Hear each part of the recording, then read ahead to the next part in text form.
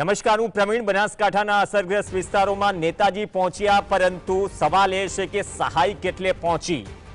સવાલ એ છે કે કોઈ પણ કુદરતી આપત્તિમાં જે કેશડોલ ચૂકવાય છે વિથ ઇમિડિયેટ ઇફેક્ટ, એટલે કે તાત્કાલિક અસરથી, કેમ કે ખાવા લોટ ના હોય, પહેરવા ચપ્પલ ના હોય, એ પરિસ્થિતિમાં જ્યારે કેશડોલ ચૂકવાય છે, રોકડ ચૂકવાય છે અથવા સહાય ચૂકવાય છે, દિવસ પૂરતી ચૂકવાય છે, પણ એમાં પણ ખેલ કાગળિયાઓમાં અટકેલો છે. હજુ ઘણા બધા ગામ છે, ઘણા બધા રસ્તાઓ છે, પાણી નિકાલની કોઈ વ્યવસ્થા નથી. નેતાઓ ભલે ગમે એટલા ગજાવાન હોય, વિપક્ષમાં હોય કે સત્તા પક્ષમાં હોય, પણ આજે પણ જો ટ્રેક્ટરમાં જવું પડે અથવા કમરડૂબ પાણીમાંથી પસાર થવું પડે તો એમના માટે તો એ જ્યારે વિઝિટ કરે છે ત્યારની તકલીફ છે. પણ એ તકલીફ છેલ્લા અઠવાડિયાથી અથવા 10 દિવસથી લોકો ભોગવતા હોય તો એ તકલીફનું નિવારણ સૌથી મોટી પ્રાથમિકતા હોવી જોઈએ. ભૂતકાળમાં એક સમય એવો પણ આવ્યો કે જ્યારે ભૂતકાળમાં બનાસકાંઠામાં જ્યારે પૂર આવ્યું, સરકાર ઉત્તર ગુજરાત બનાસકાંઠાથી ચાલી હતી. આ વખતે પણ મુખ્યમંત્રી ગયા, રાતવાસો કર્યો, લોકોને મળ્યા, અભિપ્રાય જાણ્યો અને જે પણ સ્થિતિ છે તેને યુદ્ધના ધોરણે કામગીરી કરવા માટે સંકેત આપ્યો, આદેશ આપ્યા. પણ હજુ પણ દુઃખદ પરિસ્થિતિ એ છે કે ઘણી બધી જગ્યાએ, કેમ કે લાખણી સહિત આમ તો સુઈગામ, ભાભરથી માંડી વાવ, આજે સરહદી વિસ્તાર છે. સરહદી વિસ્તાર ચર્ચાય છે ઓછો, સરહદી વિસ્તારની સમસ્યા છે એ ચોપડે છાપે અથવા તો ટીવીના પડદા પર ત્યારે ચિપકાવાય છે જ્યારે ચૂંટણી હોય છે. એ પણ મીડિયાની પણ વાસ્તવિકતા છે. પણ આ સ્થિતિમાં બનાસકાંઠામાં સૌથી અસરગ્રસ્ત વિસ્તારો છે ત્યાં આપણે સમીક્ષા કરી લીધી. વંદનીય કાર્યવાહી પ્રક્રિયા થઈ રહી છે, પણ જે ગૂંચવણો છે એ ગૂંચવણો ને ઉકેલતા ઉકેલતા શું સમય નીકળી જશે અને એ સમયમાં જે લોકો સ્થાનિકો હાલાકી વેઠી રહ્યા છે એ હાલાકી વેઠતા જ રહેશે. આ સવાલ એટલા માટે સળગતો કહો કે સવાલ મોટો કહો, એ સવાલ આજે પણ બની ગયો હશે. આ જ પ્રકારની કુદરતી આપત્તિઓમાં 2021નું એ પૂર યાદ આવે છે કે જ્યારે 4 જિલ્લાઓમાં જામનગર, પોરબંદર, રાજકોટથી માંડીને તમામ જે ગામડાઓ છે અસરગ્રસ્ત થયા હતા. મુખ્યમંત્રી ત્યારે પણ ગયા હતા, વિપક્ષના નેતાઓ ત્યારે પણ ગયા હતા. લાખોની નુકસાની ત્યારે પણ હતી, જમીન ધોવાણ ત્યાં પણ થયું હતું. ભલે જમીન વિકાસ નિગમને તાળા લાગી ગયા, અઠવાડિયું 15 દિવસ સુધી ત્યારે પણ ચર્ચા ચાલી હતી. અને પછી કેબિનેટની બેઠકમાં એક સેન્કશન કરીને બધા જ ને 10,000 પ્રતિ ખાતેદાર એટલે કે ખેડૂતના હિસાબથી સહાય ચૂકવણી કરી દીધી. અહીંયા એ સહાયની વાત નથી જે સહાય કદાચ ઘરવખરીમાં કે પછી ખેતી પાક નુકસાનીમાં થઈ છે. જે પ્રાથમિક જરૂરિયાત છે કેશડોલ, જે તાત્કાલિક અસરથી લોકોના ખિસ્સા સુધી પહોંચવી જોઈએ, એ મજબૂર છે શાળામાં આશરો લેવા માટે, એ મજબૂર છે અન્ય જગ્યાએ આશરો લેવા માટે અથવા તો વ્યવસ્થા કરવા માટે. તો ખરેખર નેતાજી પહોંચી રહ્યા છે, પણ એ ગતિશીલતાથી શું સહાય પહોંચી રહી છે? એવું નથી કે નથી પહોંચી, પહોંચી હશે. પણ છેવાડાના ગામડાઓ છે જ્યાં આજે પણ પાણી ભરેલા છે. સ્થાનિકો કહી રહ્યા છે કે જો આ પાણી નિકાલ કરવામાં નહીં આવે તો 1.5-2 મહિનો આમને આમ થઈ જશે. અલગ અલગ જે વસ્તુઓ છે, જેમ કે મોરીખા ગામ, પ્રાથમિકથી શરૂઆત કરીએ, 10 ફૂટ જેટલું પાણી ભરાયું હતું. પ્રાથમિક શાળામાં લોકો આશરો લઈ રહ્યા છે, ઊંચાણવાળા વિસ્તારે આશરો લઈ રહ્યા છે અને 3 દિવસથી આ પ્રકારની પરિસ્થિતિ છે. મોરીખા દેથલી રોડ પર 7 ફૂટ જેટલું પાણી છે. તેના કારણે મોરીખાથી જાનાવાડ રોડ પર વાહન વ્યવહાર બંધ છે. 10 દિવસ બાદ પણ બંધ છે, 10 દિવસ. બીજી તરફ થરાદના નાગલાથી ખાનપુર રોડ, જ્યાં પણ વધુ પાણી છે, રસ્તો બ્લોકેજ છે, વાહન વ્યવહાર ઠપ છે. વાવ સુઈગામ હાઈવે રોડ, જ્યાં ભરડવા ગામની સીમમાં કેડસમાં પાણી છે, તેના કારણે વાહન વ્યવહાર ઠપ છે. માત્ર ટ્રેક્ટરથી તમે અવર જવર કરી શકો. બનાસકાંઠાના સાંસદ ગેનીબેન ઠાકોર પણ ગયા, એ રીલ વાયરલ થઈ હશે. આજકાલ સોશિયલ મીડિયાનો જમાનો છે કે આટલી તકલીફ છે. મુખ્યમંત્રી ગયા, અમિત ચાવડા અને કોંગ્રેસનું ડેલિગેશન ગયું. પૂર્વ ધારાસભ્ય ગુલાબસિંહ રાજપૂતને પણ કહ્યું કે જોડાઓ, તમે પરિસ્થિતિને લઈને શું પરિસ્થિતિ છે, પણ એને અનુકૂળ નથી, ક્યાંક રસ્તામાં હશે. બીજી તરફ જે રાજપુરા, દુધવા અને રાજપુરાથી લીંબુડી, જે બંને તરફના જે પાકા રસ્તાઓ છે, રાજપુરાથી ભાભર હાઈવે અને રાજપુરાથી રાધનપુર હાઈવે, આ બંને પાકા રસ્તા પર 5 ફૂટ સુધી પાણી છે, વાહન વ્યવહાર ઠપ છે. ત્યાં સ્થાનિકો કહી રહ્યા છે કે આ પાણીનો નિકાલ નહીં થાય તો 2 મહિના લાગશે. તો આ પાણીનો નિકાલ કઈ રીતે કરીશું, શું એના ઉપર ચર્ચા થઈ છે? રિવર્સ ગેરમાં ટ્રેક્ટર જઈ રહ્યું છે, કોંગ્રેસનું ડેલિગેશન છે, કોઈ જગ્યાએ કોઈનું ફળિયું છે, તેટલું તો પાણી સામાન્ય રીતે ફળિયામાં પણ છે. જે સાથી લાગે ટ્રેક્ટર પાછળ તેના ઉપર 4 કાર્યકર્તાઓ ટીંગાઈને જાય, એનો મતલબ એમ થયો કે સ્થિતિ ખરાબ છે. સુઈગામ તાલુકાના નવાપુરા ગામ છે, ઘૂંટણસમાં પાણી છે, ખેતરોમાં તો પાકનો સત્યાનાશ વળી ગયો છે, એ વાસ્તવિકતા છે. નારોદરથી લોધરાણી રોડ પર પણ આ પ્રકારની પરિસ્થિતિ છે. તો ખરેખર નેતાજી પહોંચ્યા, પણ રાહત કેટલી પહોંચી છે એ સવાલ તો કરવો પડશે ને. અમારા સહયોગી કલ્પેશ ઠાકોર આપણી સાથે જોડાશે, એ પણ સરહદી વિસ્તારમાં 2-3 દિવસથી જમીન પર જાય છે, અલગ અલગ ગામો મોરિકાથી લઈને કે જ્યાં ખરેખર તકલીફ વધુ છે. સાથે જ કેપી ગઢવી જોડાશે. સ્વાગત છે. કેપી ગઢવી સાહેબ, આપથી શરૂઆત કરીએ. શું પરિસ્થિતિ છે? ડેલિગેશન આવે છે કોંગ્રેસનું, સીએમ આવે છે, સાંસદ આવે છે, આજનું ટાઇટલ છે નેતાજી પહોંચી રહ્યા છે, પણ રાહત કેટલે પહોંચી, શું સમસ્યા નડી રહી છે, અને સ્થાનિકો જે કહી રહ્યા છે એ ખરેખર ચિંતાજનક.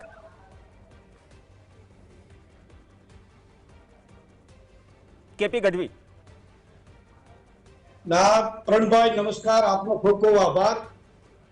તમે લગભગ આખા વાવ અને સુઈગામ તાલુકાનો આખો ચિતાર તમે રજૂ કરી દીધો. તમારી ટીમ ગામે ગામે ફરી છે અને આના ઉપરથી અમને એવું લાગે છે તમે દરેક ગામની જે ગામો ઉપર અમારી ટીમો કોંગ્રેસના નાના મોટા આગેવાનો હોય, ગેનીબેન હોય, ગુલાબભાઈ હોય, હું હોય કે બીજા તાલુકા કોંગ્રેસના પ્રમુખો હોય, જે ગામો અમે ફર્યા એ તમે હકીકત બતાવી એ બદલ આપ લોકો દિલથી આભાર માનું છું.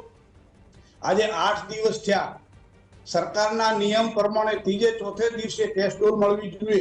આજે 8 દિવસ થયા, વાવ, સોઈગામ અને ભાભર કે થરાદ તાલુકામાં 1 પણ રૂપિયાની કેશ ડોલ ચૂકવવામાં આવી નથી.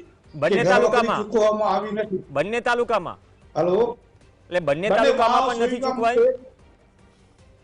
વાવ સોઈગામ તાલુકાની અંદર 1 પણ રૂપિયાની કેશ ડોલ ચૂકવણી થઈ નથી. નિયમ પ્રમાણે ત્રીજે દિવસે ચોથે દિવસે કેશ ડોલ મળવી જોઈએ તો કેશ ડોલ કહેવાય. આજે 8 દિવસ થયા.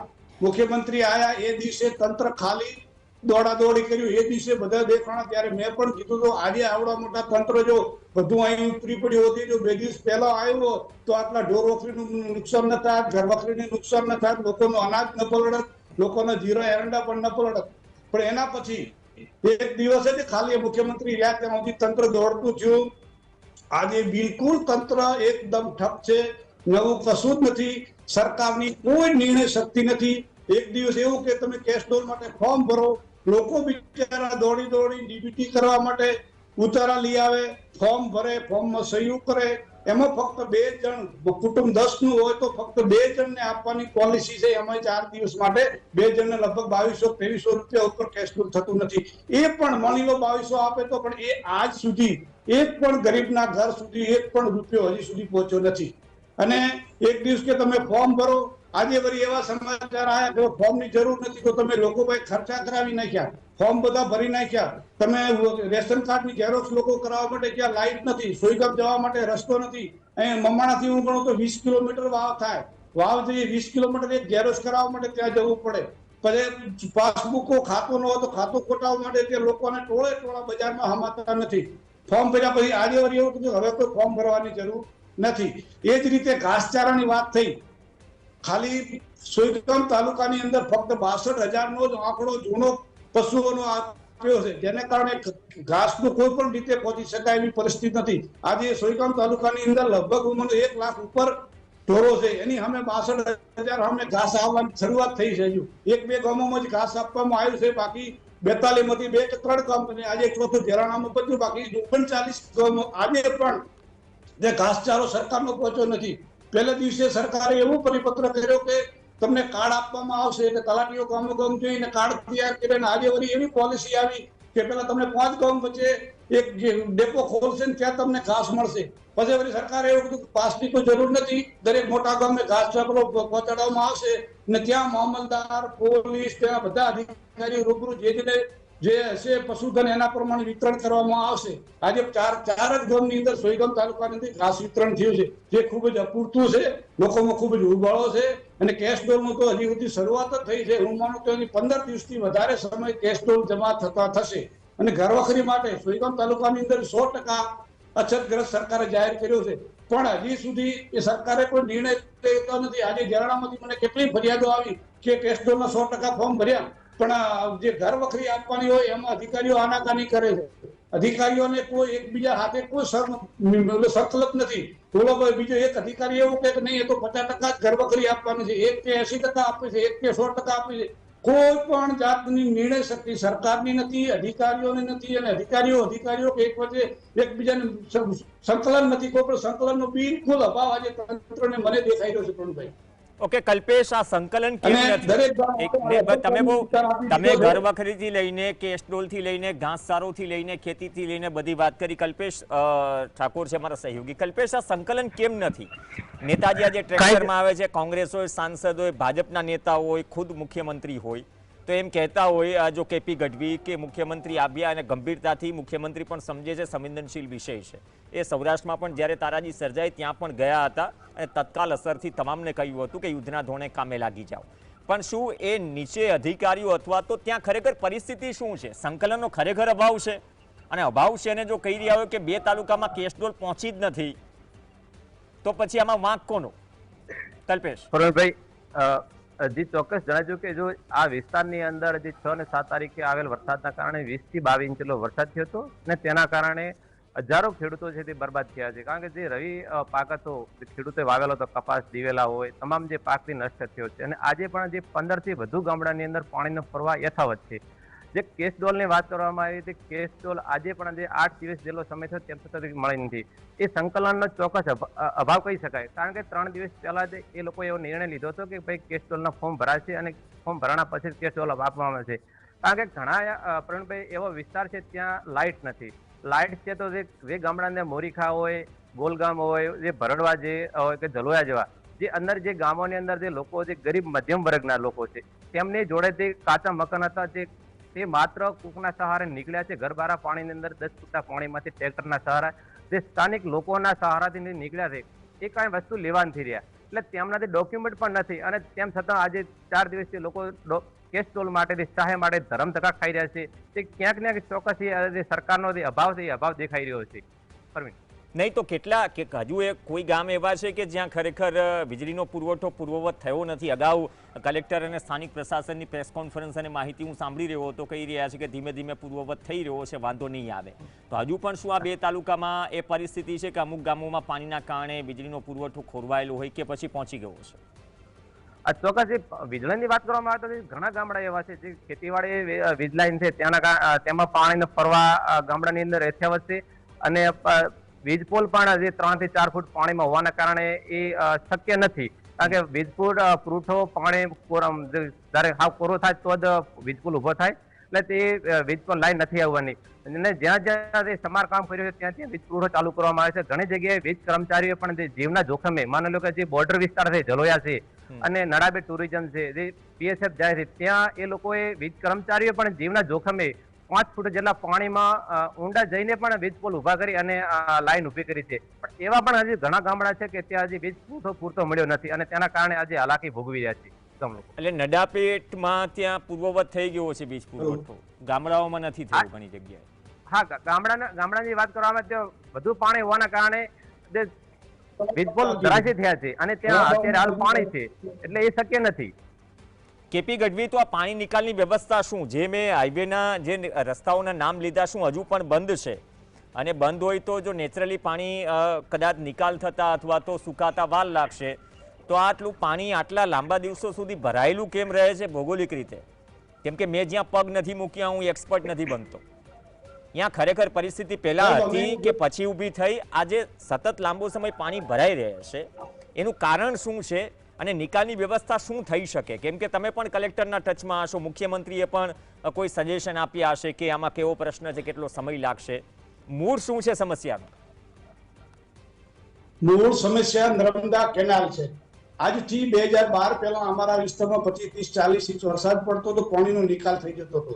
નર્મદા મેઇન કેનાલ, એના પછી બ્રાન્ચો અને બાયનો કે ડિસ્ટ્રીબ્યુટરી જે કઈ કેનાલો બનાવી તોટલી આવવાની શરૂઆત હતી, તે લોકોએ ઉતાવળથી કોઈ પણ જાતના પ્લાન વગર કે પાણીનો પ્રવાહ ક્યાંથી જાય એમ જે વરસાદી પાણીનો દરરોજ નિકાલ થતા હતા એના પ્રવાહ અને કોઈ પણ જાતનું ત્યાં નાળા મૂક્યા સાયફન મૂક્યા વગર આડેધડ આયોજન કર્યું, જેને કારણે પાણી નીકળવું જોઈએ એટલું પાણી એક ચારે બાજુ ન નીકળી શક્યું. અને અમુક જગ્યાએ સાયફન મૂક્યા એટલે આખા દાવ કે વાવ વચ્ચે અને સોયટમ વચ્ચે 30 કિલોમીટરના એરિયામાં 4 કે 5 જ સાયફન મૂકવામાં આવ્યા. એની જગ્યાએ જો 13 કિલોમીટર સાયફન મૂક્યો તો આખા વિસ્તારમાં 30 કિલોમીટરમાં પાણી ફેલાવો થાત.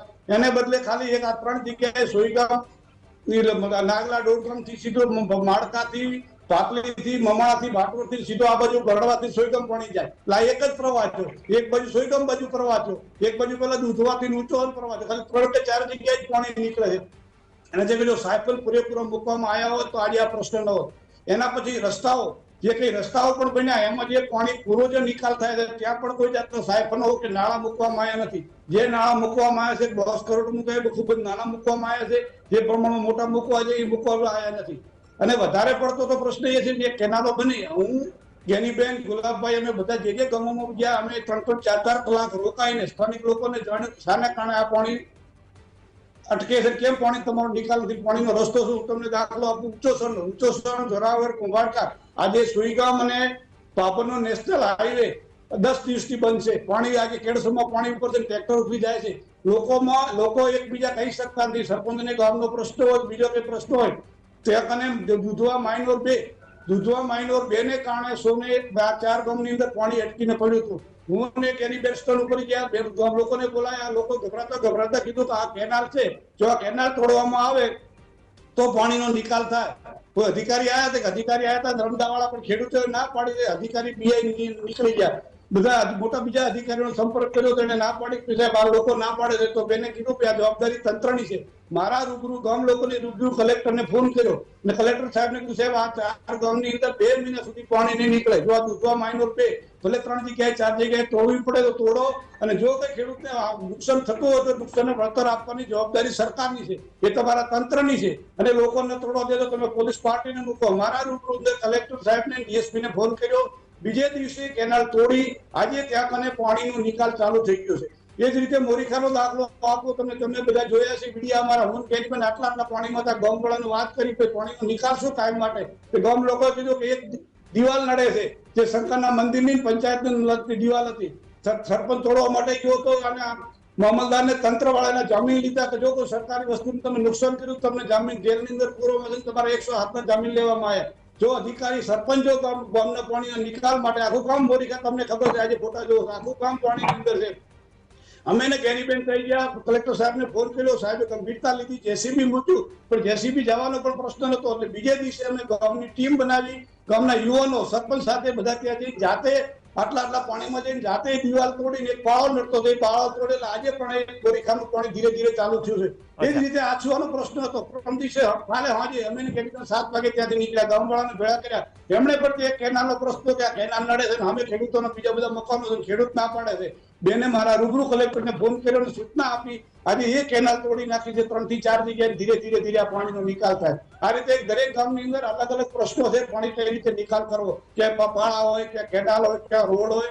ઘણી જગ્યાએ નેશનલ હાઈવે, કસ્ટમ રોડ, પંચાયતના રોડ, સ્ટેટના રોડ, આ બધા રોડોનું પૂરતું આયોજન થયું નથી. આ બધા અનુભવ પછી હું મારી સરકારને, તંત્રને એટલે વિનંતી છે, જ્યાં ઓવરટોપિંગ થયું હોય, જે રોડ ઉપરથી પાણી નિકાલ થયો હોય એ રોડની અંદર ભવિષ્યમાં તમે ત્યાં ડીપ બનાવો, નાળા બનાવો, આ બધો બનાવો તો પાણીનો નિકાલ શક્ય છે. હજી પણ તંત્ર પાણીની બાબતમાં બિલકુલ ગંભીર નથી. જો ગામના આગેવાનો સક્રિય હતા એ લોકો જાતે મહેનત કરી, મજૂરી કરીને પાણી કાઢ્યું છે. એ પણ જગ્યાએ તંત્રને કારણે આજે કોઈ પ્રશ્ન સોલ્વ થયો નથી. અમે ગામમાં હોત અમે અમારું મૂળ મુદ્દો એ કરી રહ્યા છે કેપી ગઢવી. કલ્પેશ, તો પછી જે પાછળથી જે વિકાસ થયો, કેનાલો આવી, કેનાલો પણ ત્યાંના વિસ્તારના હિત માટે છે. નેશનલ હાઈવે કે સ્ટેટ હાઈવેના જે પ્રોજેક્ટ્સ આવ્યા એમાં ઘણી વખત સ્ટોરીઝ આવતી હોય છે જમીન પરથી કે હાઈટ એટલી છે, ખેતરના રસ્તાની સમસ્યા છે, અથવા તો ખેતરોમાં જે પાણી ભરાય છે એ નિકાલની સમસ્યા છે. કેમ કે હાઈટ ઉપર રોડ બને તો ડેમ બની જાય, એ પ્રકારની પરિસ્થિતિમાં તો એ બધા જ પ્રોજેક્ટ્સ ખરેખર એ એટલા તકલીફવાળા છે, એ આ વરસાદથી ખબર પડી. કલ્પેશ, અને શું આ બાબતે મુખ્યમંત્રીને કોઈ સ્થાનિક નેતાએ, ભાજપ હોય કે કોંગ્રેસ હોય, અથવા તો પ્રશાસનમાં કલેક્ટર હોય, ડીડીઓ હોય કે કોઈ પણ હોય, શું આ કારણ મુખ્યમંત્રીને કે જે કંઈ પણ ગાંધીનગરથી નેતા આવ્યા છે એમને કહ્યું છે ખરા કે પાણી આ કારણોસર ભરાયેલું રહે છે, પાણી આ કારણોસર ઓસરતું નથી? કલ્પેશ, મુખ્યમંત્રી જ્યારે સોયગામ આવ્યા ત્યારે પણ સ્થાનિક જે આગેવાનો છે એમને મળીને મુખ્યમંત્રીને રૂબરૂ રજૂઆત કરી હતી કે ભાઈ અમારે જે મેન પાણીની સમસ્યા છે એ 2012 પછી જે કે 2015 ને 17 નું પૂર આવ્યું, તેનું કારણ એક જ છે કે જે કેનાલો નીકળે છે એ કેનાલોની અંદર ક્યાંક ક્યાંક સાયફન નથી મૂકવામાં આવ્યો પ્રવીણભાઈ. તેના કારણે કેનાલની હાઈટ વધારે હોવાના કારણે ખેતરોની અંદર પાણી ભરાય છે. પાણી જે પ્રવાહ જ્યાં જવાનો હોય છે ત્યાં નથી જતો, તેના કારણે પાછળના ગામડાની અંદર મોટું નુકસાન થતું હોય છે. એટલે દિન પ્રતિદિન આવી સમસ્યા વધી રહી છે. 2025 ની વાત કરી તો 25 માં પણ સેમ ટુ અત્યારે અહીંયા ભારતમાલા રોડ નીકળ્યો છે. ભારતમાલા રોડની અંદર જે મોટા સાયફન મૂકવાના હતા તે કોઈ જગ્યાએ સાયફન નથી મૂક્યા, અને જે મૂક્યા છે તે પણ હાવ જમીનની અંદર મૂક્યા છે. એટલે ત્યાં પાણીનો જે પ્રવાહ જે ગાળવાનું હોય છે તે પાણી નથી ગાળતો. તેના કારણે આ જે સૌથી મોટી સમસ્યા આ વિસ્તારની કેનાલમાં છેલ્લા 10 વર્ષથી ખેડૂતો ભોગવી રહ્યા છે, અને અવારનવાર આમ નામ કેનાલોના કારણે ખેડૂતોને મોટું નુકસાન અત્યારે વેઠવાનો વારો આવ્યો છે. તો હવે સર્વે કઈ રીતે થઈ રહ્યો છે?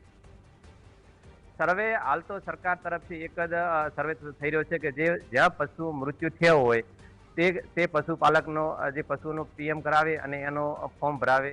કેશડોલ માટે જે ફોર્મ ભરાવાના ઘરવખરી રીતે એના ફોર્મ ભરાવાના આવે, અને જ્યાં જ્યાં જે પાણી ભરાયું છે તે જે પાણી ઓહર્યા હોય અને ઘરની અંદર કેટલું નુકસાન થયું છે અને જમીનની અંદર જે પાક નુકસાન છે. તો હવે આમાં પ્રવીણભાઈ ઘણી વસ્તુ એવી છે કે જે જલોયા છે કે સોયગામ છે, મમાણા છે, ભરડવા છે, અહીંયા તો 100% જે ગામની અંદર 5 થી 10 ફૂટ જેટલું પાણી હતું ત્યાં તો આખું ગામ પાણીમાં હતું કે 1 એકર કે 2 એકર જમીન પણ ખાલી નથી. તો હવે સર્વે કઈ રીતે કરશે? એક પણ એ નવાઈની વાત છે. એટલે એવી રજૂઆત કરી છે કે નહીં તમે હવે આમાં સર્વેની શું જરૂર છે? તમે ડ્રોન ઉડાડો કે હેલિકોપ્ટર ઉડાડો, અધિકારીઓને પણ જો છાતી ડૂબ પાણીમાંથી પસાર થવું પડ્યું તો સર્વે કરવાની તો કોઈ મતલબ જ નહીં. એક સાથે શું ગામને અથવા તો ગામને એકમ માની લેશે સર્વેમાં? શું આવી કોઈ રજૂઆત થઈ છે? 2 દિવસ પહેલા જ સોયગામના જે આગેવાનો છે, તમામ જે સરપંચો છે, એમણે પણ રજૂઆત કરી હતી પ્રાંત કલેક્ટરને કે ભાઈ આ વિસ્તારની અંદર 100% તમે કેશડોલમાં લ્યો, 100% જે જમીન ધોવાણ છે તેમાં લ્યો. આવી 2 દિવસ પહેલા જ જયારે સર્વેની ચાલુ વાત થઈ ત્યારે જ આ સ્થાનિક આગેવાનો છે તે બધા પ્રાંત કલેક્ટરને રૂબરૂ મળ્યા હતા ત્યાં સોયગામ ખાતે. જી આભાર કલ્પેશ, આભાર કેપી ગઢવી જોડાયા ચર્ચામાં. તો મૂળ મુદ્દો એ છે કે જો ઘણી જગ્યાએ 100% તકલીફ છે તો પછી સર્વેની પણ ક્યાં જરૂર આવી? પણ મૂળ વાત કેસ ડોલની આવી તો એમાં પણ કાગળિયા એટલે કે ડોક્યુમેન્ટ શોધવામાં જાય. કોઈ ઘર છોડીને આવ્યું છે, ડોક્યુમેન્ટ ઘરે છે, તો પછી એ પ્રક્રિયા જ્યાં વીજળી પણ નથી તો એ સમસ્યા નડવાની છે. તો આમાં મુખ્યમંત્રી તો ગયા, આદેશો પણ આપ્યા, પણ નીચે અમલવારીમાં શું એ સખ્તાઈ કે સંકલનનો અભાવ છે એ સવાલ છે. અથવા તો જે નવા હાઈવે બન્યા અથવા કેનાલો બની જે સુવિધા માટે હતી જનતાની, હાઈવે અને કેનાલો, શું અહીંયા બાકીના ઘણા બધા ગામો માટે એ જ હાઈવે અને કેનાલમાં ધમધડા વગર અને આયોજન વગરના કામના કારણે સાઈફન જે મુકાવા જોઈએ નિયમ મુજબ શું એ નથી મુકાયા? એટલા માટે શું કહી રહ્યા છે કે 2 મહિના લાગશે સાહેબ, તમે કેનાલ તોડો અથવા તો દિવાલ તોડો. તો પછી 2 વર્ષ કે 5 વર્ષ પછીનું શું આયોજન નથી આ તંત્ર પાસે, આ સરકાર પાસે? સુવિધા વધારવા માટે સરકાર વિકાસ પ્રોજેક્ટ્સ લાવે છે, ભેટ શબ્દનો ઉપયોગ કરે છે, પણ એ જનતાના ટેક્સના પૈસે જ બનાવે છે. તોડાય છે પણ જનતાના ટેક્સના પૈસે અને રિપેર પણ જનતાના ટેક્સના પૈસે થાય છે. તો અપેક્ષા રાખીએ કે જે વિકાસ થઈ ગયો એ વિકાસ જો વિલન બની રહ્યો હશે અત્યારની હાલાકીમાં આ તમામ ગામડાઓ માટે, એનો કોઈ રસ્તો, પરમેનન્ટ સોલ્યુશન કદાચ આવનાર સમયમાં આવે. કેમ કે ખુદ સરકાર કહી ચૂકી છે ક્લાઇમેટ બદલાયું છે, સિસ્ટમો જે બની રહી છે ગુજરાત પર, નક્કી નહીં ઓછા સમયમાં ઘણો બધો વરસાદ પણ પડી જાય. તો આવી શક્યતાઓ ભવિષ્યમાં પણ રહેશે. ત્યારે પણ શું આપણે હાઈવે અને કેનાલો ખોદવા બેસીશું? એ જ સવાલ છે. અને એ જ સવાલ સાથે આ બુલેટિન સમાપ્ત કરીએ કે નેતાજી તો અસરગ્રસ્ત વિસ્તારોમાં પહોંચ્યા, એ ટીંગાઈને પહોંચ્યા હોય કે બેસીને પહોંચ્યા હોય, પણ સહાય કેટલી પહોંચી? નમસ્કાર.